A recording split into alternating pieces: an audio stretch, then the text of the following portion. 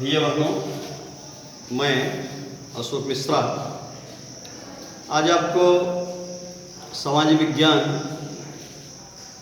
कक्षा 10 में इतिहास चैप्टर 2 भारत में राष्ट्रवाद इसे बताना है।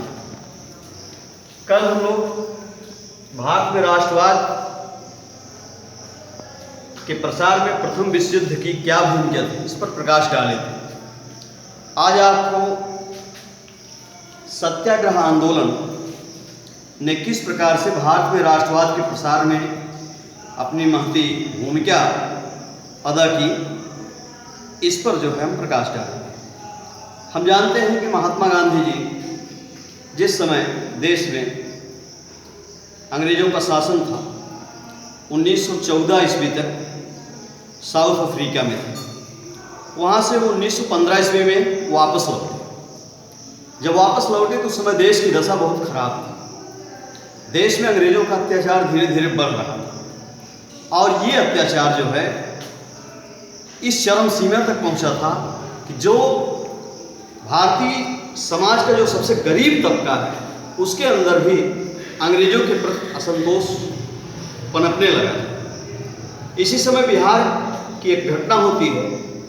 चंपारण एक स्थान था जहाँ पर अंग्रेजों ने वहाँ के कृषकों को उनकी स्वाभाविक खेती बाड़ी छोड़ करके नील की खेती करने के लिए मजबूर कर दिया। उनसे कहा गया कि आप लोग गेहूं चावल अन्न उगाना बंद करें और नील की खेती करें। नील की खेती अंग्रेज इसलिए करवाना चाहते थे क्योंकि जिससे इसको बेच करके वो अधिक से अधिक मुनाफा कमाना चाहते थे। तो वहाँ के किसानों ने जब अंग्रेजों ने उनसे यह कार्य जबरदस्ती लेने का कार्य शुरू किया तो उन्होंने इसे साफ मना कर दिया और कहा कि हम नील की खेती नहीं करेंगे, नहीं तो हम भूखों मर जाएंगे, हम अपनी स्वाभाविक खेती करेंगे। लेकिन जब इस पर जोर जबरदस्ती और ज्यादती अंग्रेजी सरकार के द्वारा हुई तो वहाँ से किसानों के कुछ नेता आए और महात्मा गांधी जी के पास संपर्क किया।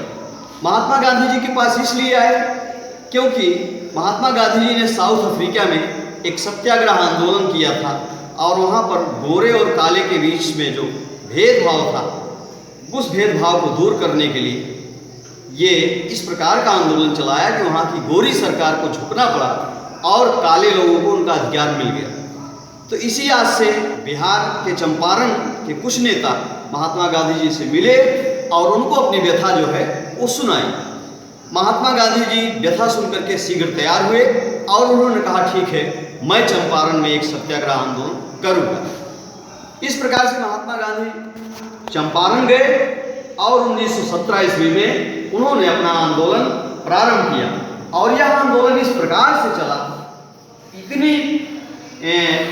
इतना उसका प्रचार प्रसार हुआ, किसान गरीब मध्यम वर्ग सारे लोगों ने इसमें इतना साथ दिया कि अंग्रेजी सरकार को झुकना पड़ा और फलस्वरूप एक समझौता हुआ कि ठीक है हम जो है अपनी शर्त को वापस लेते हैं। और ये बात नहीं है कि सीधे सीधे अंग्रेजी सरकार ऐसे ही मान गई, इसके पीछे ये तर्क था। गांधी जी ने कहा कि अंग्रेजों को कोई टैक्स नहीं देना है यहाँ के किसानों को, और जब इनकम बंद हो गई अंग्रेजी सरकार की तो ऊपर से दबाव पड़ा और इसलिए वहाँ के जो तत्कालीन कमिश्नर थे उन्होंने कहा कि ठीक है हम समझौता करते हैं, अब हम जबरदस्ती नहीं करेंगे बल्कि जो लोग इसकी खेती स्वेच्छा से करेंगे वो करें, शेष हमें जबरदस्ती से नील की खेती नहीं करवाना। इस प्रकार देखते ही देखते यह आंदोलन पूरे देश के लिए एक प्रेरणा का स्रोत बन गया और फलस्वरूप देश में जितने भी मध्यम वर्ग गरीब वर्ग उच्च वर्ग पढ़ा लिखा वर्ग जितने वर्ग थे किसान वर्ग सबके अंदर जो है अंग्रेजों के प्रति एक जो है नफरत की भावना पैदा हो गई और उनके अंदर राष्ट्रवाद उमड़ पड़ा और इस प्रकार से भारत में राष्ट्रवाद फैलने में सत्याग्रह आंदोलन का भी महत्वपूर्ण स्थान था।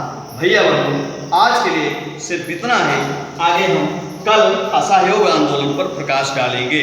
धन्यवाद।